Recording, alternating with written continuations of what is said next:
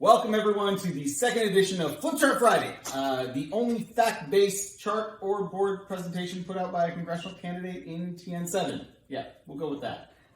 This week we wanted to talk about school reopenings. For many across the state, most schools that open this week and kids are going back, based on whatever the parents decide. So we wanted to talk about that. Now there's some people who think that this is a black and white issue. Mark Green has said, the radical left has shown how completely out of touch they are with the majority of Americans. Do they really think working families can afford to keep their children home for the whole fall semester? Now, I'm not going to touch the fact that I think it's a little out of touch to think that American families or Tennessee families think this is an easy decision. This is a complicated decision. It's not as easy as saying that we either keep everyone at home and shut down society, or everyone goes back to school and goes back to businesses and we kind of ignore COVID. This is a very complicated and very hard issue. Many of us parents have a difficult time deciding whether or not to send our kids back. So I wanted to talk about some of the policies that could have been in place that would have helped our problems before and actually had a good impact on the problems we're facing now during COVID as well. So here are some of the policies that and concerns that existed before COVID and ones that had an impact during COVID. We didn't have enough teachers. We didn't hire them, we didn't pay them a competitive wage, and we didn't value them.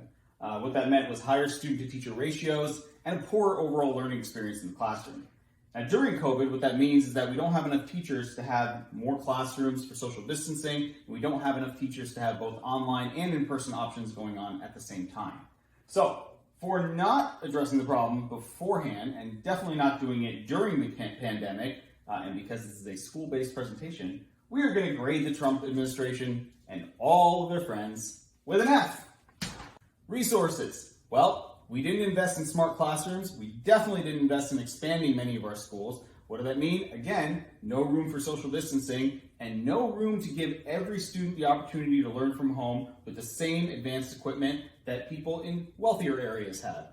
So for not addressing that beforehand and definitely not doing it during the pandemic, we again give them a grade of an F.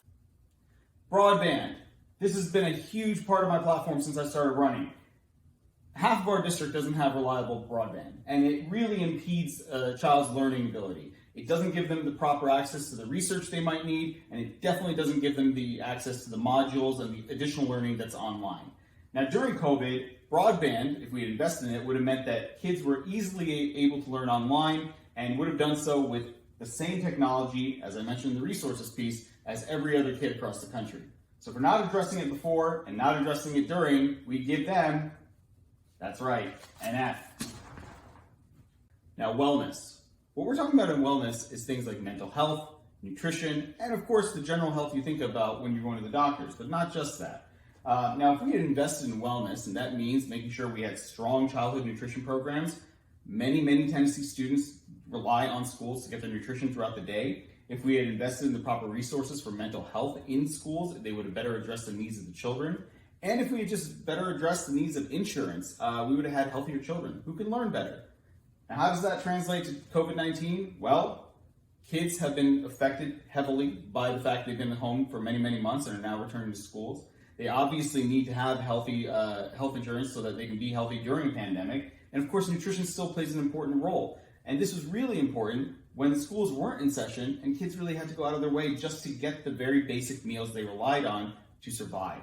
So for not addressing the problem before, and definitely not addressing it during, I'm going to give them, you guessed it, an F.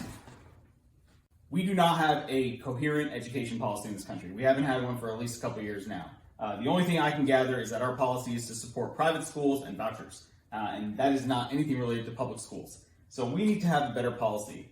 During COVID, we also had an incoherent policy on the response to COVID-19 and how we should deal with schools, with some people talking about leaving it to the states, some people talking about leaving it to the federal government, and no one talking about what was in the best interest of the children.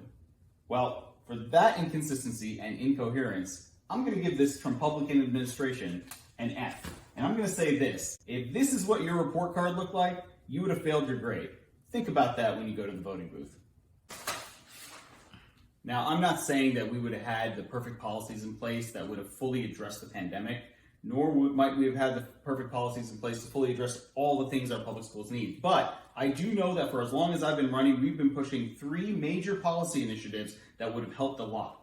The first, in terms of prioritizing our community, is to have universal broadband access. We talked about how it was important before COVID and how it could have been incredibly important now, not just for public schools, but for children generally in terms of their learning. Fully funding public schools. We talked about the resource gaps and the inability to pay teachers a competitive wage. This is a huge priority to making sure our children have the best education they can possibly get. And finally, expanding healthcare.